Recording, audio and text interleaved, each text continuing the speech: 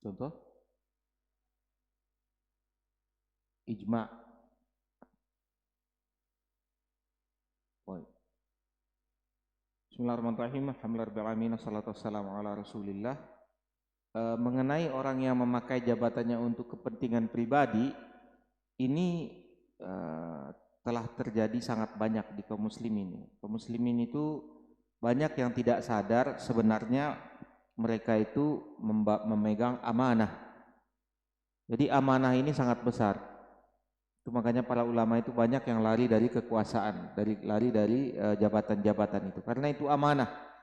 Ketika Abu Dzar meminta kepada Rasulullah SAW, ya Rasulullah, Allah tasta'miluni, wahai Rasulullah, tidakkah engkau pakai saya ya Rasulullah untuk jadi pejabat, untuk jadi memegang amanah?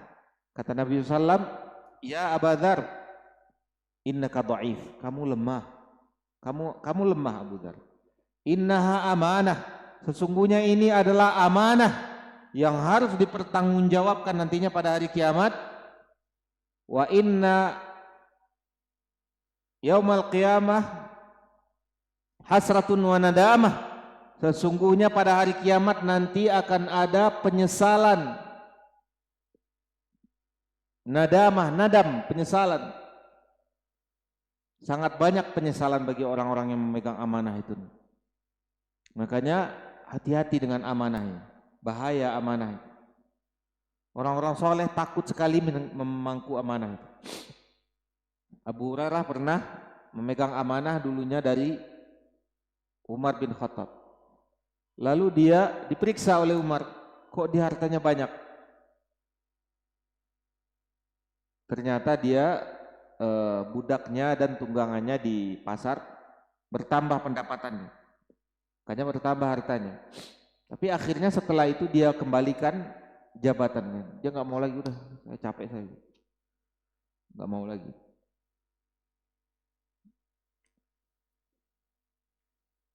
Ini juga Khalid bin Walid juga pernah diperiksa oleh Umar. Setelah itu dia berhenti dari jabatannya, dan setelah itu dia sibuk jadi abid, sibuk beribadah kepada Allah Subhanahu wa taala. Umar bin Abdul Aziz ketika dia dibaiat jadi khalifah, lari dia, kabur dia. Dia biasa orang hidup mewah, hidup enak. Ketika dia dibaiat jadi khalifah karena diberikan wasiat oleh khalifah sebelumnya, lari dia ketakutan, dikejar oleh orang, kabur. Bayangkan bagaimana ketakutan itu, kabur dia, lari. Mana ada orang pada hari ini dikasih kekuasaan jadi presiden minta kalau hari ini. Kalau hari ini minta, alhamdulillah, minta dicalonkan, meminta kepada rakyat, cari-cari rakyat keliling-keliling. Umar bin Abdul Aziz ketika ditunjuk oleh khalifah sebelumnya diberikan wasiat, setelah saya adalah Umar. Meninggal ininya khalifah. Ketakutan luar biasa. Umar bin Abdul Aziz ini salah satu keturunan Umar bin Khattab juga. Lari, kabur itu. Ditangkap untuk apa? Bukan untuk dipenjara, untuk dijadikan khalifah. Bayangkan ketakutannya. Mulai dari dia jadi khalifah, akhirnya ketika itu ceritanya dia naik ke atas mimbar. Dia teriak kepada masyarakat, saya Umar bin Abdul Aziz, kalian telah saya menerima amanat menjadi khalifah. Sekarang saya turun dari jabatan saya kasihkan kepada kalian, kalian pilih sendiri siapa pemimpin kalian. Kabur dia lagi, dipegang lagi, ditarik lagi kan. Paksa, nggak ada yang mau bersedia melepaskan dia. Akhirnya mulai dia jadi orang yang sangat zuhud. Dia tinggalkan makanan mewahnya, dia tinggalkan baju-baju mewahnya, semuanya dimasukkan ke Baitul Mal Muslimin. Bahkan perhiasan istrinya semuanya ditarik lagi, dikembalikan. Sempat istrinya marah, Fatimah marah. Kamu habisi perhiasan saya, kenapa ini? Katanya ini perhiasan bapak kamu. Bapak kamu dulu ngambilnya dari Baitul Mal Muslimin, saya ambil sekarang untuk saya kembalikan. Karena istrinya juga anak dari khalifah. Nah, dan dia siang dan malam beribadah, ketakutan. dan menjadi orang yang sangat zuhud, orang yang paling miskin di dalam khalifahnya. Pada hari itu, pada hari dia jadi khalifah, itu harimau dan kambing itu sudah berteman karena semuanya sudah kenyang. Orang-orang sudah membawa bergerobak-gerobak zakat itu emas keliling-keliling, nggak ada lagi yang mau ngambil karena orang sudah enak hidupnya. Dan yang paling miskin khalifah, paling miskin khalifah. Nah begitu orang megang amanah zaman dulu itu ketakutan. Nggak ada kayak sekarang ini bagaimana memakai jabatan untuk apa tadi, kepentingan pribadi atau apa. Ini malah dia hidupnya itu dia hilangkan semua kehidupannya untuk dia sungguh-sungguh mempertanggungjawabkan amanahnya kepada kaum muslimin. Pada satu hari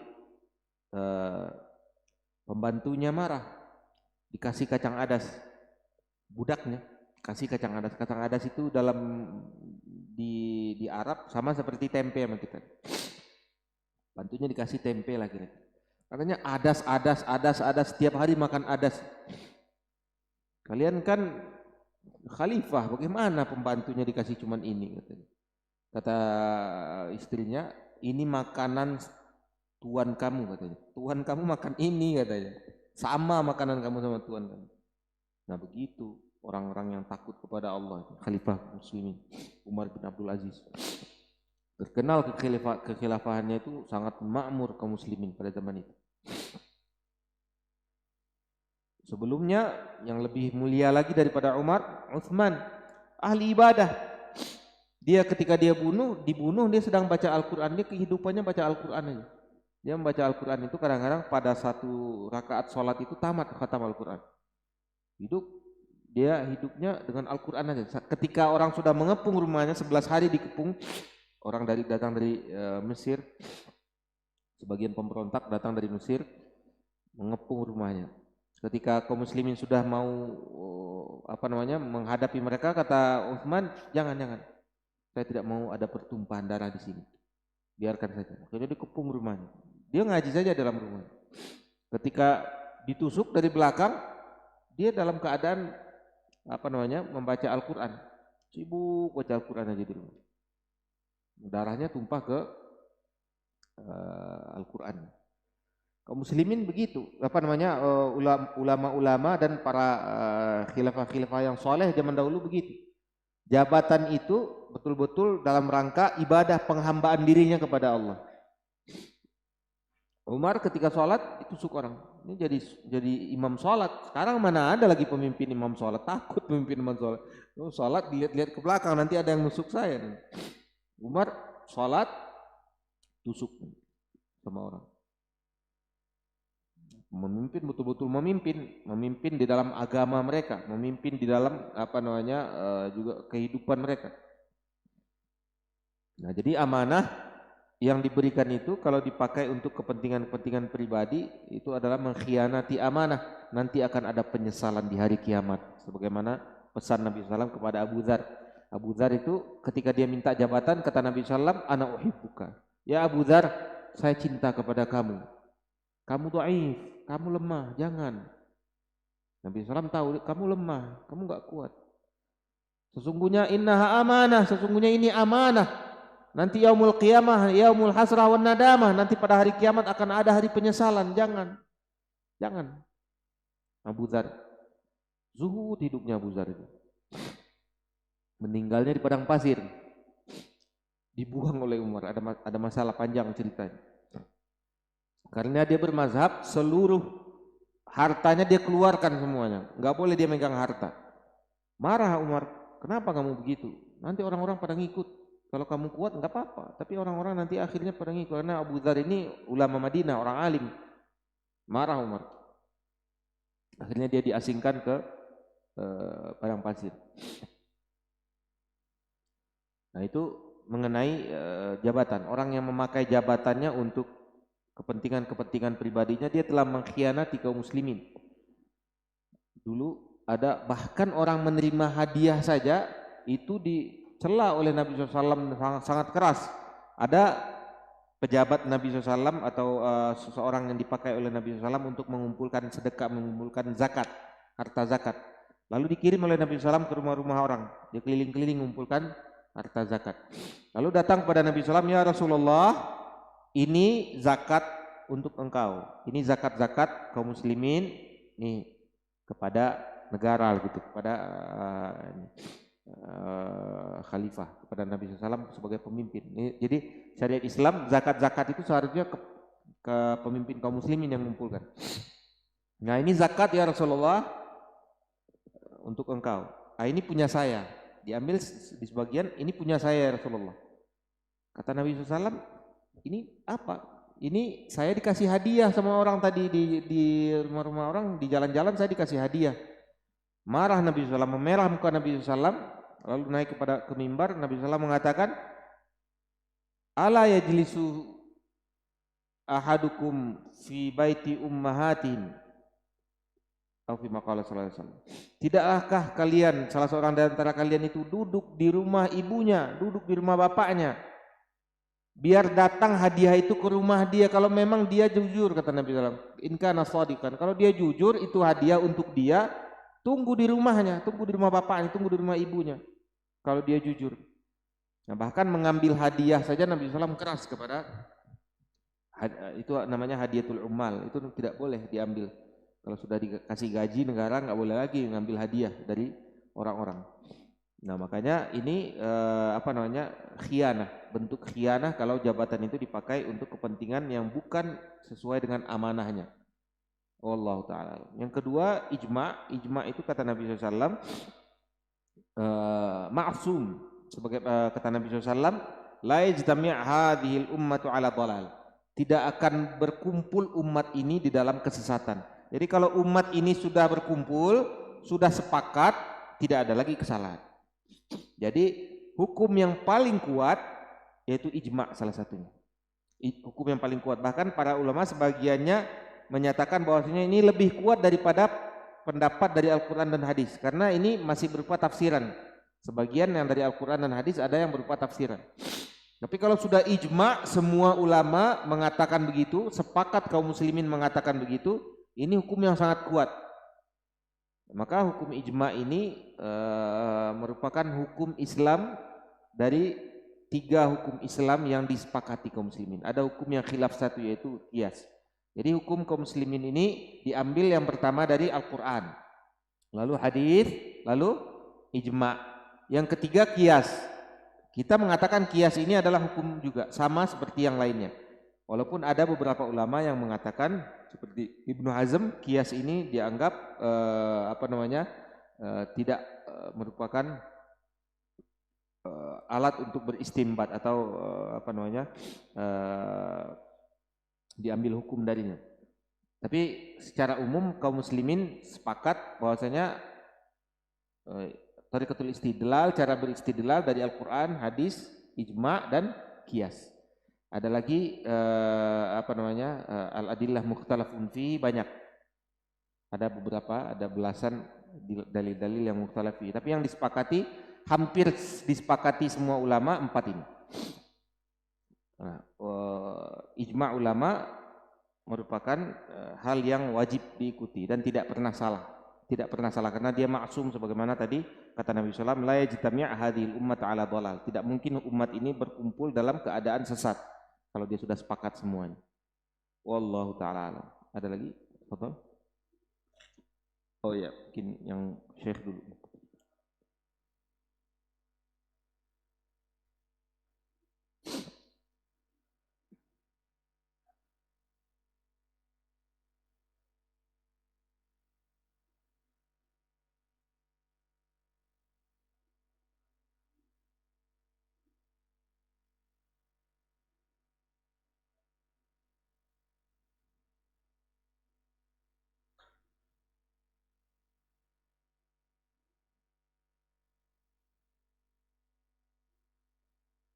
Diputar? Oh jadi imam ya.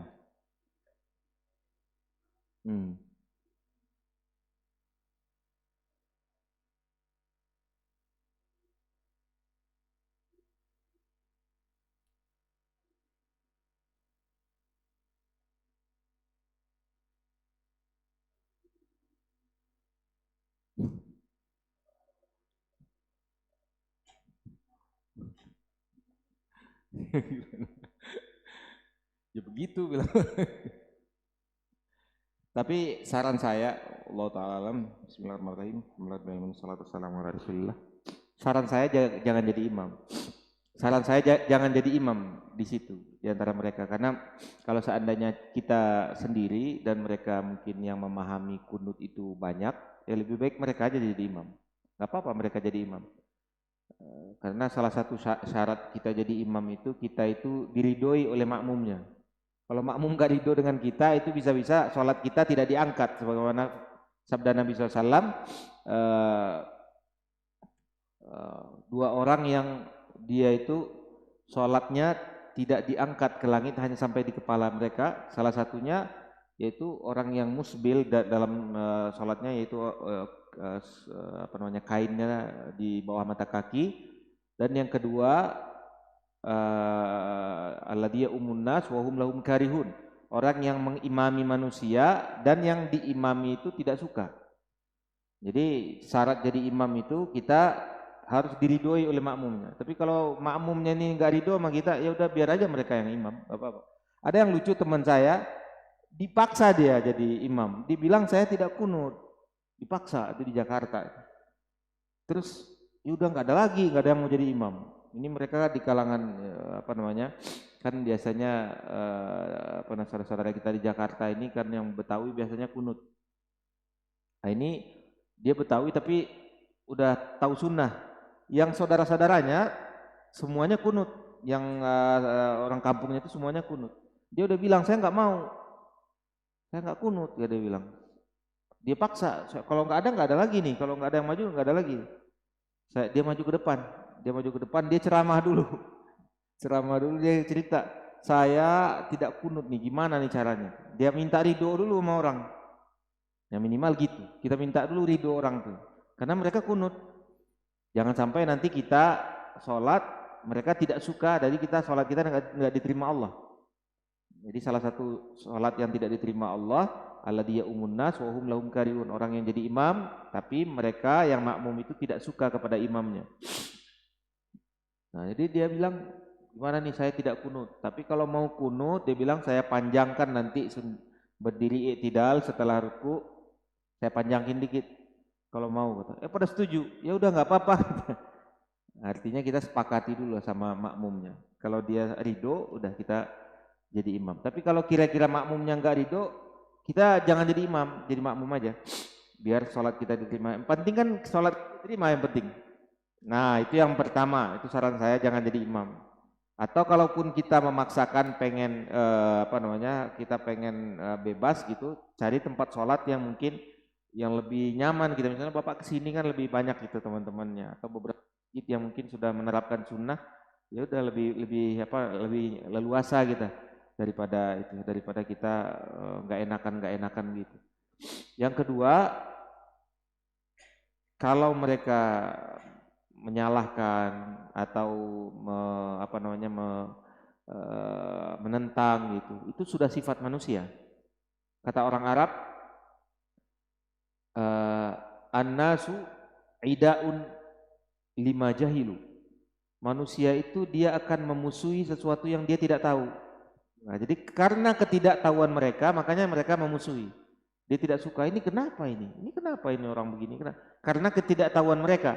Makanya bagi kita yang memahami sunnah, kita harus lebih lapang dada kita. Kita sabar aja, karena kan mereka tidak tahu. Kata Nabi SAW, Allahumma ghfir li qaumi fa innahum la ya'lamun. Itu dilukai, Nabi SAW dilukai oleh orang Quraisy, di doa, ya Allah ampunilah kaumku, sesungguhnya kaumku enggak tahu ya Allah. Ini kaumku tidak tahu ini. Minta ampunkan. Padahal dia memerangi Nabi SAW. Nabi SAW berdoa supaya diampuni Allah mereka ini. Karena mereka tidak tahu ya Allah. Nabi SAW masih tetap berusaha untuk memahamkan mereka. Allahumma ghfir li qaumi fa innahum la ya'lamun. Ya Allah ampunilah kaumku karena mereka ini tidak tahu. Nah, ketidaktahuan mereka, wajar saja mereka kadang-kadang menganggap ini memusuhi atau tidak terima mereka. Ini gimana nih orang? Ini wajar saja. Makanya kewajiban kita itu kalau kita menerapkan sunnah, kita harus juga bisa memahamkan. kita pahamkan, kita. Contohnya pengajian-pengajian ini penting ini. Kadang-kadang masyarakat dia tidak suka atau apa, tapi kita punya corongnya.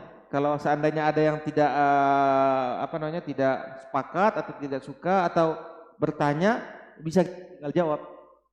Kita jawab. Makanya banyak kan pengajian ini nggak apa-apa, kita di masjid-masjid lain kalau ada kita bikin pengajian. Nanti kalau ada yang tanya kita tinggal jawab aja. Jangan diem-diem aja. Dia diem, kita diem. Dia udah nggak suka, dia udah ini kan udah mau meledak, kita masih santai-santai. Jangan. Kalau bisa kita ada penjelasan, kita jelaskan. Sosialisasi lah kalau bahasa sekarang. Kita sosialisasi, akhirnya bukan hal aneh lagi. Oh begitu, berarti jenggot ini disuruh Nabi ya. Oh iya ya. Gitu. Jadi orang tahu, walaupun dia tidak melakukan, tapi dia sudah tahu. Jadi kita sosialisasi, kita sampaikan. Adapun kalau berolok-olok ini beda. Kalau berolok-olok ini menandakan dia ini orang jahat. Ada orang kadang-kadang melihat seseorang melaksanakan sunnah, dia olok-olok. Oh ini kambing ini celananya kebanjiran. Ini istrinya kayak ninja segala macam. Dia olok-olok, pokoknya dia permainkan. Nah ini bukan orang yang mencari kebenaran. Kata Allah SWT, kalau yang tadi kadang-kadang dia mencari kebenaran tuh Pak. Kenapa begini? Karena dia pengen tahu ini kok begini. Tinggal orang itu sebenarnya dia sudah cinta kepada kebenaran. Tinggal kita menyampaikan biar dia paham. Makanya kita butuh pengajian-pengajian ini biar orang juga paham. Kita sampaikan yang benar. Nah, kalau dia mengolok-olok, Allah SWT mengatakan innalladzina ajramu kanu minalladzina amanu yadhakun. Orang-orang jahat itu memang suka menertawakan orang-orang beriman. Kalau dia sudah mengolok-olok ini itu kayak kambing itu. Kayaknya dia itu pokoknya macam-macam lah. Ada aja yang diolok-olok. Jalan kita yang diolok-olok, keluarga kita diolok-olok, kadang-kadang ini kita macam-macam diolok-olok. Kalau dia sudah mengolok-olok, ya berarti tandanya alhamdulillah kita dianggap orang beriman. Mudah-mudahan kita orang beriman. Dia orang jahat. Mudah-mudahan dia diampuni Allah.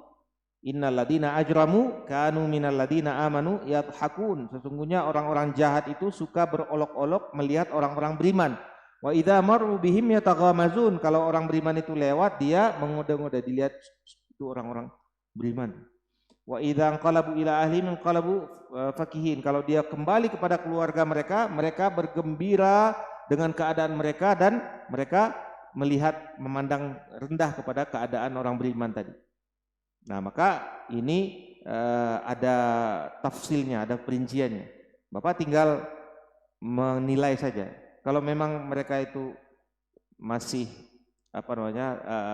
asing dengan ini, maka kita pelan-pelan aja masuk. Kita sampaikan pelan-pelan, sosialisasi, kita jelaskan.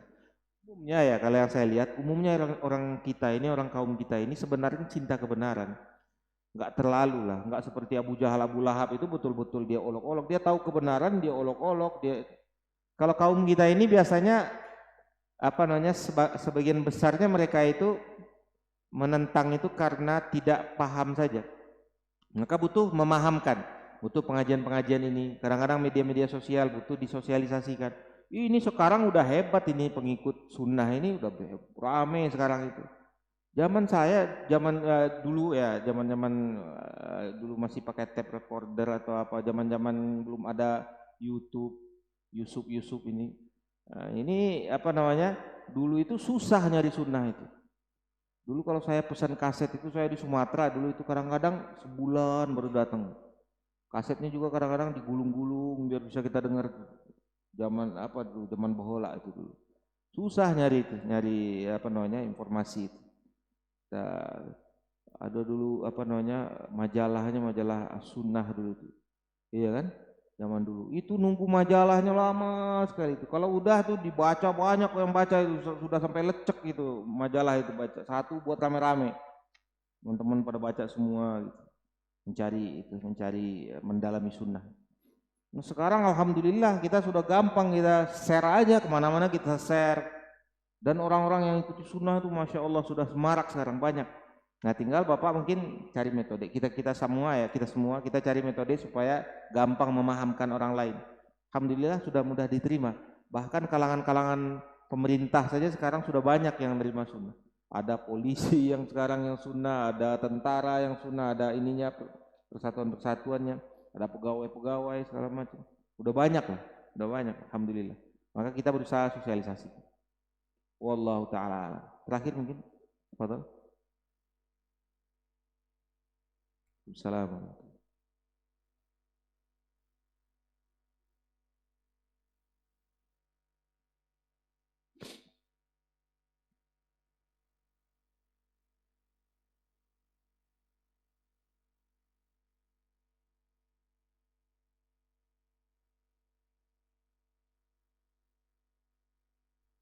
Kejahilan dalam syirik.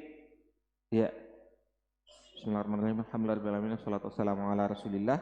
Ini dibahas di pembahasan al-udzur bil jahl. Adakah udzur di dalam kejahilan? Syekh Muhammad ibn Abdul Wahhab ada dua pendapatnya yang masyhur. Bahkan pendapat ini kadang-kadang yang mengikuti saling gontok-gontokan. Ini hati-hati memahami pendapat Syekh. Di dalam kitab ini, kitab tauhid ini, dalam kitab usul salasah, astagfirullah, di mana ya? Beliau mengatakan tidak ada la farqa baina al jahl wal alim. Apa? Qawaidul arba'ah ya? Apa? Nawaqidul Islam. Jazakumullah khair. Dalam Nawaqidul Islam beliau mengatakan tidak ada bedanya orang yang berilmu dan orang yang jahil. Kalau dia sudah jatuh kepada kesyirikan, dia musyrik. Itu perkataan perkataan umum, secara umum begitu. Tapi masih ada al-udzur di dalam kitab-kitab lain. Beliau mengatakan udzurnya. Saya belum hadir di ingatan saya di kitab mana. Beliau mengatakan alhamdulillah, saya tidak mengkafirkan orang yang tawaf di kuburan Badawi, kata beliau. Saya tidak mengkafirkan orang yang tawaf di kuburan Badawi sampai dia sudah tegak hujah kepada dia. Tidak semuanya saya kafirkan. Nah, jadi makanya ini hal yang sangat hassas ya, dalam bahasa Arab ini sangat pelik atau rumit. Maka kita hati-hati dalam berbicara masalah ini.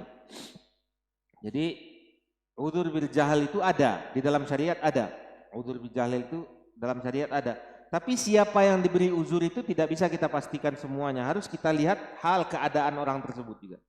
Sama juga mengkafirkan juga, tidak semua orang juga kita bisa langsung mengkafirkan. Kita juga lihat keadaannya, bagaimana keadaannya. Dan ini dibicarakan oleh orang alim. Orang alim. Jadi kapan dia itu dikafirkan, kapan dia diberi uzur, kapan dia dikatakan sudah tegak hujahnya. Ini orang-orang alim yang tahu, para ulama yang bisa menegaskan hal ini. Adapun uzur itu, kalau seandainya orang itu sudah meninggal, lebih gampangnya kita berdoa mudah-mudahan diberi Allah uzur. Mudah-mudahan diberikan Allah uzur. Tapi selama dia masih hidup, mendingan kita takut-takutin dulu, biar dia nggak ada uzur, nggak jatuh kepada hal yang butuh uzur. Bisa dipahami? Saya ulang lagi, ini penting nih. Kalau orangnya sudah meninggal, misalnya orang tua, keluarga atau siapa, kita berharap saja kepada Allah, kita doakan mudah-mudahan dia masih diberikan uzur. Ya mudah-mudahan dia uzur, dia dulu nggak tahu, kita berprasangka baik saja. Kalau dia sudah meninggal, misalnya ada orang sudah meninggal tapi dia masih ke dukun, dia masih ke sihir dan yang lain-lainnya. Kalau seandainya dia masih berbuat begitu, lalu dia sudah meninggal, ya kita berharap semoga Allah mengampuninya. Kita berprasangka baik, mudah-mudahan masih ada uzur untuk dia. Yang kedua, kalau dia masih hidup, mendingan kita takut-takutin. Biar dia tidak butuh lagi uzur, mendingan kita takut-takutin aja. Karena memang agama ini datang untuk memberikan ketakutan kepada orang, menakut-nakuti orang dari bermaksiat kepada Allah dan memberikan harapan-harapan kalau orang itu taat kepada Allah. Itu tujuan agama ini dibawa oleh para nabi. Yunziru qaumahum idza raja'u ilaihi, memberi peringatan kepada kaum. Jadi orang-orang yang dia jatuh kepada hal tersebut, kita takut-takutin aja. Lebih baik kita menakut-nakutin dia kalau dia masih hidup, agar dia tidak butuh uzur lagi nantinya, biar dia keluar dari kesyirikan itu. Jangan kita gampang-gampang memberi uzur kepada orang yang masih hidup. Nggak apa-apa, antum masih kedukun, ya nggak apa-apa, masih ada uzur, mudah-mudahan insya Allah. Jangan, kita takut-takutin aja. Kalau dia masih bisa ditakut-takutin, takut-takutin aja, agar dia keluar dari kesalahan tersebut dan dia tidak butuh uzur lagi. Adapun orang yang sudah mati, ya kita berprasangka baik saja, kita berharap dia masih diberi Allah uzur, diberi Allah uzur. Dan hal ini bisa diketahui lebih dalam orang ulama, orang alim yang bisa lebih menjelaskannya. Kapan orang itu dia masih bisa diberikan uzur, kapan dia itu sudah dikeluarkan dari Islam. Ini masalah-masalah takfir ini bahaya, sangat bahaya. Makanya kita pembahasan kita secara umum aja, bukan muayyan. Takfir muayyan ini yang berbicara di takfir muayyan ini para ulama besar. Juga uzur muayyan juga sama dengan takfir muayyan. Muayyan itu artinya personal. Mengkafirkan personal ini para ulama besar yang berhak berkata-kata itu. Orang-orang yang mungkin sudah kemampuannya itu sudah mapan di bidang ilmu. Dan mereka pun jarang, para ulama pun jarang mentakfirkan muayyan itu. Jadi personal ini jangan kita gampang-gampang mengkafirkan kalau dia hukum asalnya muslim. Dan juga uzur sama. Kalau orang yang sudah jatuh kepada kesyirikan, jatuh kepada kekufuran, jangan juga kita gampang-gampang mudah-mudahan ini insya Allah ini masih uzur. Jangan kita gampang-gampang ngasih uzur kepada muayyan. Lebih baik kita takut-takutin aja. Hati-hati, ini bahaya ini. Karena yang lebih tahu itu ulama besar, ulama yang dia mapan keilmuannya. Maka hendaklah kita hati-hati untuk mengkafirkan orang yang hukum asalnya dia Islam, dan juga kita jangan gampang-gampang memberi uzur orang yang dia itu sudah jelas jatuh kepada kemusyrikan.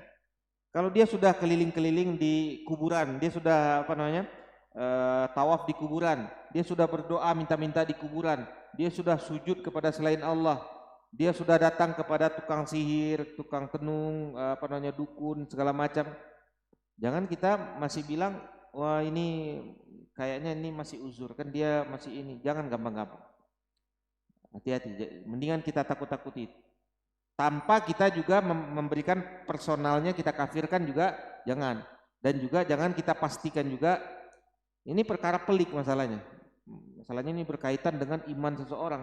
Untuk mencabut iman seseorang itu bahaya kita, bukan hak kita. Hanya Allah SWT yang tahu masalah siapa yang keluar dari Islam ini secara pasti, dan siapa yang masih berada di dalam ini secara pasti. Allah SWT yang paling tahu. Dan para ulama yang rasikhun fil ilm, yang mapan di dalam keilmuan. Tapi secara umum uzur itu ada. Uzur itu secara umum ada bagi yang memenuhi syarat-syaratnya. Syarat-syarat uzur itu dapat kita lihat di pembahasan-pembahasan para ulama, apa saja syarat-syarat yang mendapatkan uzur nantinya dari Allah SWT. Di antaranya jahil, di antaranya ikrah, dipaksa, di antaranya juga syubhat, ada syubhat. Dan untuk menilainya itu tidak gampang. Semoga Allah SWT tambahkan ilmu kita, dan lebih baik kita itu banyak-banyak menuntut ilmu, dan lebih baik kita orang yang jatuh kepada hal tersebut ya banyak-banyak kita takut-takutin aja biar gampang. Kita tuh pengen selamat semuanya, nggak ada yang kita pengen menjebak seseorang supaya dia kafir, tidak. Kita pengen semuanya selamat. Semoga Allah SWT selamatkan kita semua, dan semoga Allah SWT berikan kita ilmu yang bermanfaat dan amal yang soleh, dan semoga Allah SWT tetapkan kita di dalam keimanan yang benar sampai kita dimatikan dan bertemu dengan Allah SWT dalam keadaan husnul khatimah. Subhanakallahumma wa bihamdika asyhadu an la ilaha illa anta astaghfiruka wa atubu ilaik.